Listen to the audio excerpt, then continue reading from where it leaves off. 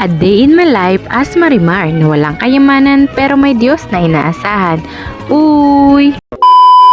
For today's video mga kahugay, samahan niyo ang inyong Inday Marimar dahil maaga siyang gigising para sa kanyang mga linisin. May linisin ngayon ang inyong Inday Marimar mga kahugay sapagkat siya ay tumanggap ng guest noong nakaraang Holy Week. Although masipag naman at hindi gaano kakalat yung aming mga bisita, pero kailangan pa rin maglinis gawa na yung mga ginamit ng trapal, yung mga dahon na nagbagsakan galing sa puno, kailangan linisin ni Inday Marimar. Kaya ayun mga kahugays, kahit ang sarap-sarap ang humilata sa higaan, pero marami pang linisin, kaya for the go ang inyong Inday Marimar. At dahil ito ang unang inutos sa akin ni Seryo na alisin ko nga daw po yung trapal dahil baka ito'y lalong mabulok, kaya pinagugupit ko na, hindi ko na pinahirapan yung sarili ko mga kahugays na tanggalin siya isa-isa.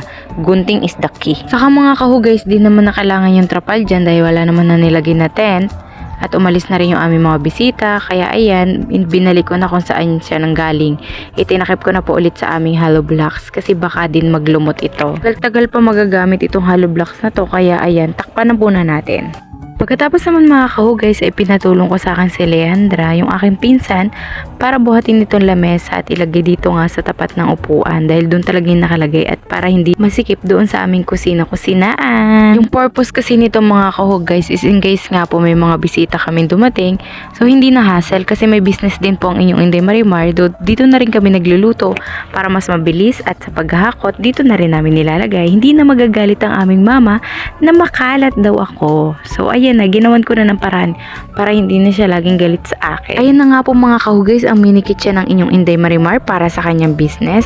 Niligpit ko na rin nga po yung mga gamit dyan kasi hindi naman yan sa akin. Ibabalik ko ulit kay mama dahil tapos na gamitin ng aming mga cute na bisita. First time kasi nila pumunta dito mga kahugays kaya todo efforts ang inyong Inday Marimar para asikasuhin sila. Syempre para hindi sila madala na pumunta at pumalik-balik dito sa tahanan ng inyong Inday Marimar. Kailangan ko din sibagan mga kahugays kasi nagagalit yung aking madam at laging nakabantay sa akin. Pagkatapos ko nga ligpitin yung mga gamit mga kahugays ay ayan, nagwalis na ako dahil sobrang kalat talaga dahil ang daming puno. Hindi mo talaga may iwasan yung mga dahon ay magsigbagsakan. Kaya ayan, todo effort na naman ng inyong Marimar para magwalis, para maglinis at para hindi malamok sa paligid ng bahay kubo ni Seryo. Alam nyo ba mga kahugays, iba talaga nagagawa pag may video, no? Bigla na lang sinisipag. Saka may purpose, kaya sisipagan ko na siguro mag-a day in my life. Char! Eme lang, baka bigla akong tamarin. Sa totoo lang mga kahugays, ang dami nagre-request na gawin ko nga daw po yung a day in my life. Continue ko daw yun. Pero minsan kasi ang hirap mag-isip ng content, saka may mga araw naman na wala talaga akong ginagawa. Or yun pa rin, yung everyday routine ko.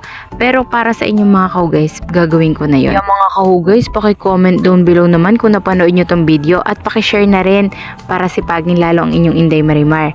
Maraming salamat sa inyong panonood. Tapos na ako maglinis. Hanggang sa muli po ulit. God bless mga kahugays. Bye-bye!